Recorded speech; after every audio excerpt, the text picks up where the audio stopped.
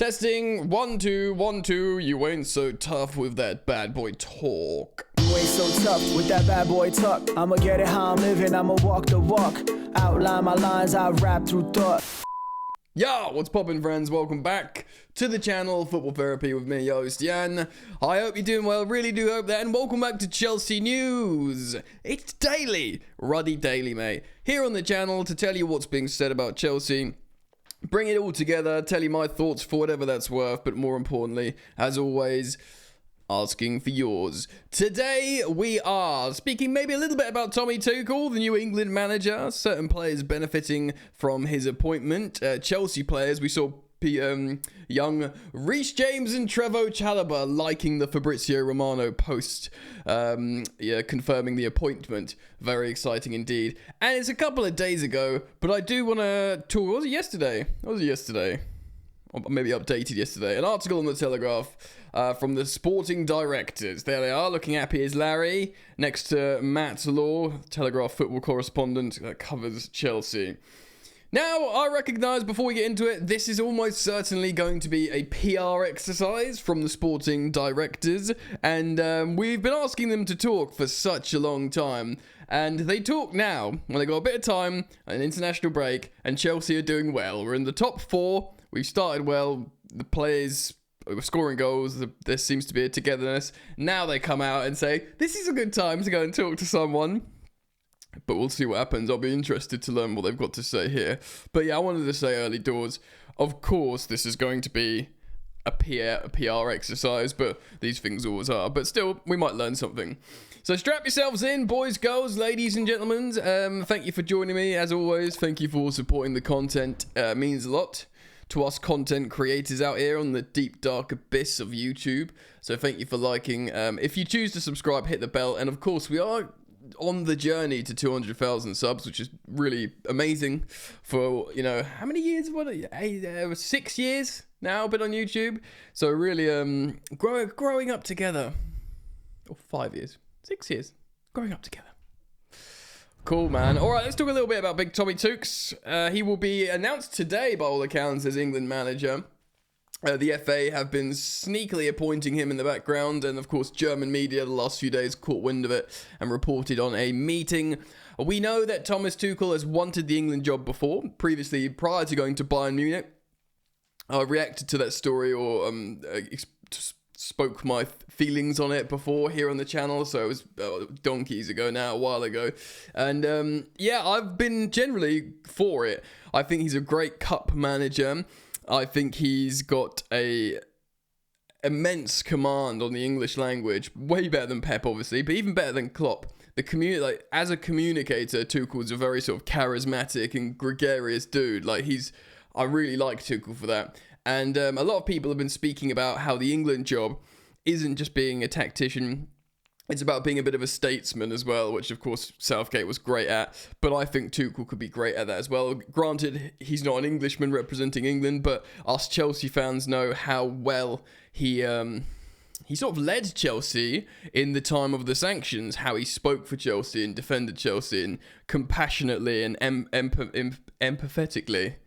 Yeah, that's how you say it. When he spoke about how he doesn't know about time of war, but he feels bad, and all this kind of stuff. He led well and he protected Chelsea well. So I think he can do the statesman figurehead thing well, and I think he'll be an excellent appointment for England. It might not last because I don't know. There seems to be a recurring theme with Tuchel that just jobs don't last, but that's okay. It's only an 18-month contract at first. I saw Cy Phillips wrote on his website players that will benefit. He believes Cole Palmer that will benefit. If we play a 3-4-3 or 3-4-2-1, Levi Cole will benefit as a ball-playing centre-back at the back, maybe a sweeper and, get to dictate play a little bit more. Reece James, like I said, the aforementioned, he has already liked the post from Fabrizio Romano. He could play either wing-back or right centre-back. He could play behind Trent Alexander-Arnold, letting Trent get all the attacking glory, which would fuel the battle between the Scousers and the swanky West London Cockneys about who's got the better right-back. But yeah, Tuchel knows how to work Reece James, of course, gets the best out of him. And even the likes of Cole Palmer, of course, Cole Palmer we saw last play for England, he was playing as like chalk on his boots winger, which is not what, that's a Noni Madueke, that's Jadon Sancho more, that's a Bukayo Saka for England. Cole Palmer needs to come inside. And of course, in Tuchel's system, all the width is created by the wing-backs, and there's those two number inside 10s. Of course, Mason Mount played so well before. And Cole Palmer, would do great, because on that right-hand side, that's the pocket he likes to play in. So I think it'll be a great move for everyone. Even Mason Mount, Ben Chilwell might be thinking, hold on.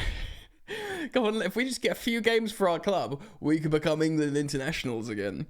Because Chilwell, left wing-back, come on. Sewn up, bro. He's like, he gets too disrespected, Chilwell. As a left wing back under Tuchel, he's got the game sewn up. I mean, he'll probably need to transfer to somewhere like Manchester United first to get some games, but we move. All right, we are going to talk about this article. I'm just going to show you the headline here. So, Chelsea sporting directors, our strategy is forward thinking, and we have total belief it will work. So this is an exclusive interview with The Telegraph. Stanley and Stuart talk long contracts, accusations of circumventing profit and sustainability rules, and the club's grand plan. Well, firstly, before we jump in, for so long in the last couple of years when Chelsea was struggling, we were asking, just freaking say something. It's not, the manager can't say anything. They get asked questions all the time in press conferences, and they're not equipped to answer the questions that the media, and more importantly, the fans want answered. I've been very transparent how I've asked for certain elements of what they've brought, the owners and sporting directors. I like the incentive-based contracts. I like the younger players, less of the older mercenaries, because although that kind of model worked for Chelsea for a long time, in the modern Premier League landscape, it's worked less and less. And the biggest and best example of that is Manchester United in the last decade. And obviously the biggest example of success is Man City and Liverpool. Now, of course, they haven't been buying like children like we have, but they've been utilising a sporting structure with a joined-up thinking plan, which is something Chelsea simply never have had, ever. So there's a lot of stuff they brought I liked, but of course, what I don't like is Chelsea being mid-table and having, the Graham Potter era was just a disaster, top to bottom, from managerial, from squad size, from squad building, from spend, from, fan mood. So it was tough. It was super tough, and it's got better early doors. Touch wood, it continues, and we keep on this trajectory. But let's hear what these men saying.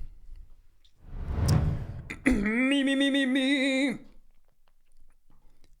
It was with a smile that Lawrence Stuart said this, quote, "I was waiting for that question when he and his Chelsea co-sporting director, Paul Winstanley, are asked to explain the club's policy of handing out 8-year contracts.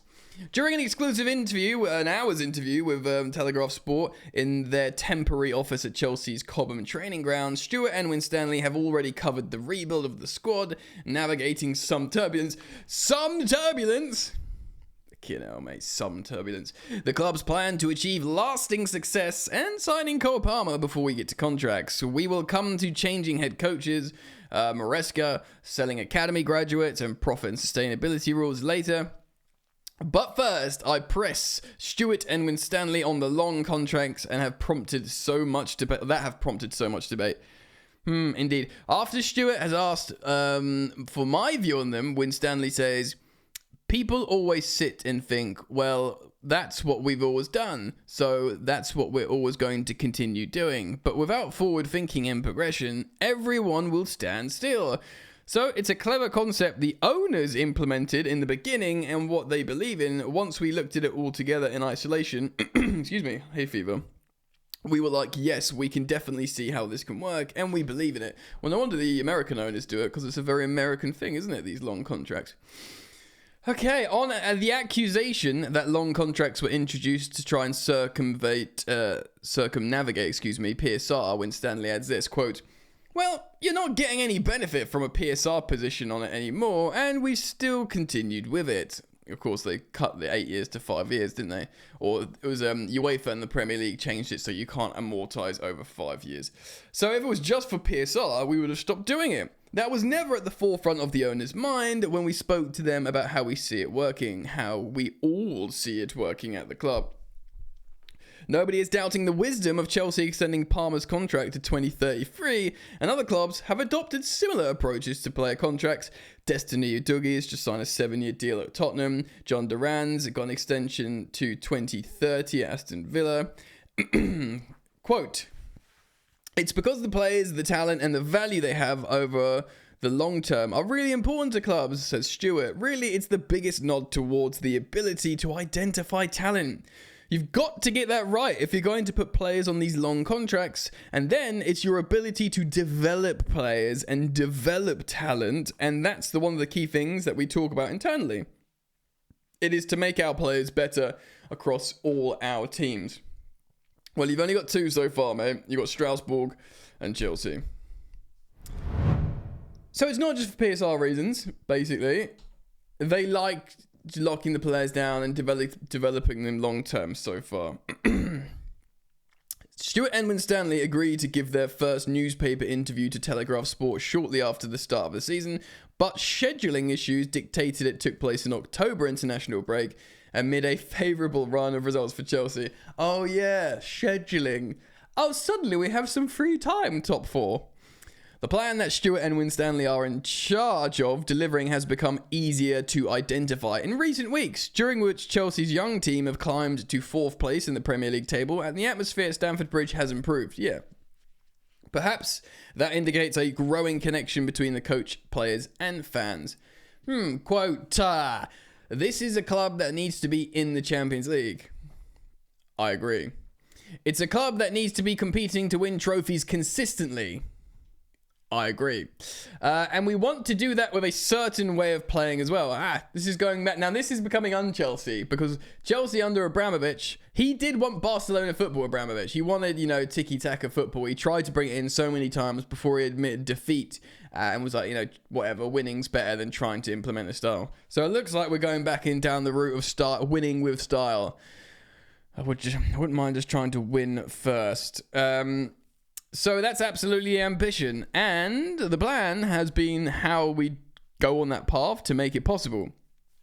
And that's been around investing in talent, committing to develop talent, and develop a way of playing. The way we want our teams to play, Stuart says. One of the messages the owners gave us from the beginning is that this is not a short-term win or a short-term project. It's about long-term success. And that's one of the driving things on all decisions we've made. That's absolutely the idea, to try and make the club long-term successful. It's a nice idea, right, guys? It's been taken the last 4 transfer windows, 3 permanent managers during that time, and an unparalleled turnover of players for Chelsea to reach a position where the supporters can see the club emerging from the chaos of the past 2 years into a healthy position. Quote, "When there's changes that have happened, new ownership and what we've walked into, you are always going to get some turbulence in the middle. There's been some changes here, staff, players, some changes. And then you get upward trajectory, and that's the place that we feel like we're in at the moment." This is what Winstanley's saying. Stuart takes up the theme by saying, "And I think there's an acceptance. There was a lot of work to do, I guess. You always want to come out of that as quickly as you can do. So I think you're seeing, after 4 transfer windows, that there has been a period of time for that regeneration of the squad." I guess, if it all works out, right, and we do become good, if this form is at Chelsea being good and we stay good, right, we be staying good, we win a trophy, we finish top 4, we keep challenging in and around the top 4 for the next 5 years plus. I guess those first 2 years would be vindicated for that big, turnover of, sort of destruction of the squad and starting again. But the thing is, fans are understandably and rightly scared and frustrated because they don't know this is going to turn around. They just see chaos, they just see destruction. So And of course, how are they supposed to see if it's going to turn around? They don't know what the plan is. So this should have happened a long time ago. I'm just going to get a glass of water. Right, that's better. Okay. Yeah, this interview should have happened a long time ago. Okay. Where are we? Stuart, yes. Regeneration of our squad. But we're in that now. We're completely out of that, when Stanley says, talking about, this difficult time. We are completely out of that, guys. All right, well, if you say so. We've had to make some brave decisions, such brave boys.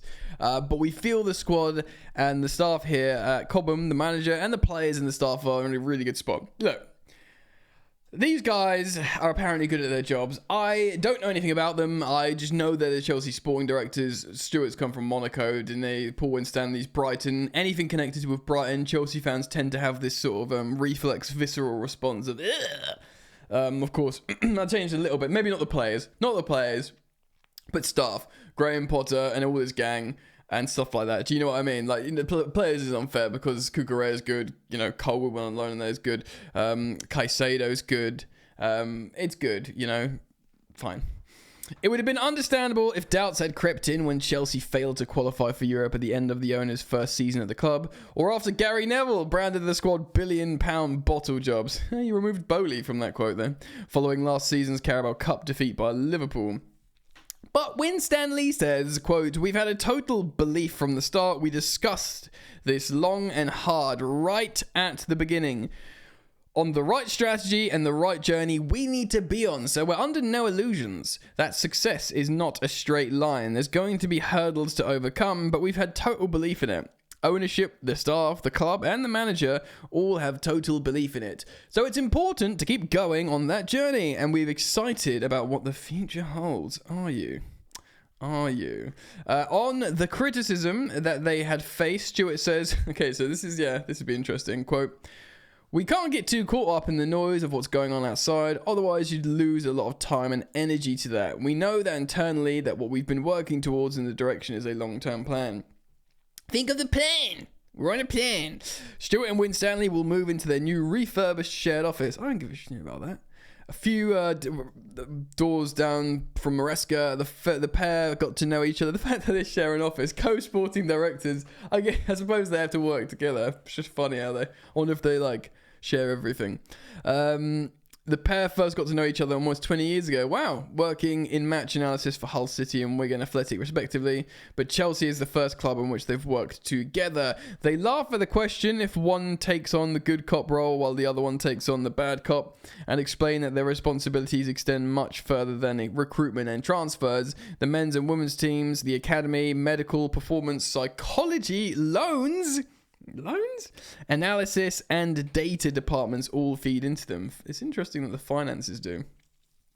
So Maresca is not the only head coach that they've appointed. Of course, they appointed Sonia Bonpastor, took over the women's team after Emma Hayes left, and Felipe Colo became the head coach of the under-21s. By the way, they're both, great appointments. Bonpastor won women's manager of the month. Of course, Enzo won men's as well. So that's, to be honest, that's looking pretty good for the sporting directors. They've made some really intelligent hires for the academy after, Neil Bath and people went. So they've made intelligent academy hires, which is exciting. And they've just hired 2 new managers that have both won manager of the month for October. So it looks pretty good on them, you have to say. Going back to the plan, we made some really clear decisions on the way of playing, the football style, the identity we want to have, and I think that's been shown in the coaching hires. Clearly, Enzo coming in, I think everybody is seeing it from Leicester City, the style of play, but also Felipe. Anyone who's seen the under-21s will see there's a clear playing style developing and evolving there, which principles that are connected similar to the first team. And this is the same with Strasbourg as well. They want it all linked up, so if a player gets promoted into the academy, this is me talking now, by the way, they'll slot straight into the first team, or if they go on loan to Strasbourg, or we bring in a player from Strasbourg, it all sort of connects together. It's kind of sensible, really. Sonia has referenced some things that are consistent about wanting to have possession of the ball, play out from the back, be aggressive in the final third. So in terms of the plan, there's really visible elements there. I mean, obviously the men's game and the women's game is different, so they won't interchange in that sense. Enzo has got the personality to manage this club. So when Stanley explains that he and Stuart do not need to schedule daily meetings with Maresca because of the close proximity in which they work, and as if to prove a point, the Italian opens the door and pops his head into our interview before retreating quickly when he sees it's being recorded. Quote, Enzo was somebody we admired and we were keen to bring here, says Winstanley. We were really excited by the way he works, aligned with the club and the playing squad, and how he's set up to move forwards, and we absolutely see him here for the long term. That's definitely how we see it. I bet internally they said the same stuff about Graham Potter. He's got the personality to manage this club, which I agree with, by the way. I really like Maresca's personality. He's assertive, he's stern, he doesn't take any prisoners, and you need a bit of that for Chelsea, you know. And he's got strong belief in his playing style, as we have, and that's translating to the pitch. It's translating to the players. The players have got belief in that. So, none of us are surprised he grasped it quite quickly, but it's early days, and we've got to keep that momentum going. Yeah, of course. Stuart adds, as Paul said, we do see it for the long term. He's got a 5-year contract. That's why Enzo signed, and now he needs a period of time to work with the group and continue to confirm his ideas and the ways of his ways of playing, and for the players to understand that. And he says as well, it's very early days. Other than maintaining constant on-site dialogue with Maresca, there are regular discussions between sporting directors, Igbali, Jose Feliciano, Boli, and they say we have regular contact while we're updating them across all topics. They might have specific questions, specific things that can be game-related, result-related, or general. We have regular communication with them. Now, interesting how Matt Law has not asked him about the war of ownership here. Bowley versus Egbali. I wonder if he did ask them and they were like, we're not going to comment on that, so it's just not on the record. But open friggin' goal if he didn't ask about it. I mean, I suppose it's a PR exercise for these sporting directors, isn't it? It's not a hit piece on what's going on at Chelsea, which I'm all for, by the way. I don't want any more needless negative press for Chelsea, especially while we're playing well. You know, I'm bored of negative headlines. Let's just try and actually get some positive momentum with our club. So misconception about selling the academy products. Well, this would be an interesting one. Over the course of the past 2 summers, during the 4 transfer window rebuild, Chelsea have sold popular academy graduates Mason Mount, Conor Gallagher, prompting more accusations to the club's meeting PSR. Winstanley says this: we've had a significant offer for one of our academy products this summer, but we absolutely chose not to take it. There's a lot of misconceptions there. Levi Colwill, innit? It's Levi Colwill. It's got to be Levi Colwill. Probably Bayern Munich. We know Liverpool were interested, but I reckon Levi Colwill. We've already had 2 debuts this year. There's 3 or 4 more players in behind who we think can push through this year, and that's what we're keen to do. The manager's on board with that. He's aware of the players coming through. We've given them opportunities when we can make sure that they've got the pathway. It's not just about PSR. It's contractual statuses. It's circumstances. The 2 players you've referenced, they were contractual problems that we walked into. It's really important for us to bring through players. So, yeah, I mean, it's kind of true of the academy players. We have seen a few. Maybe not as much as the happy Lampard days in 2019-20, but... Or was it 18-19? No, 19-20. My brain's just melted. But there's a few knocking about. Asked if they see a sign over their heads of homegrown players who are breaking to the first team, promising a PSR profit, Stuart answers no. We're seeing a player that's going to play in the first team, and they play for Chelsea. The reality is that if it was like that, there will be players and more players who we could have sold as well. Like Paul said, there's been an interest in players we've turned down. Every decision has been a performance-based decision, which people have opinions on because that's football, and absolutely with homegrown players, it's always going to be more emotional. There's nothing fans like more than players who are one of their own and they can sing songs about because those players, and we certainly appreciate that. That's why we continue to invest into the academy to try and make sure the first team and the academy are aligned so that players have the best opportunity to make that step. Fair play, and that is what we're seeing with the academy setup, the new hires and the first team. Look, it's all great in theory. I've said this from the beginning. A lot of the stuff they're doing in theory is great, and there were always gonna be mistakes when there's a new ownership and a changing of the guard. But they still did lots of stuff wrong. But fine, I guess if we come good and we become sustainably good long term, it's fine, isn't it?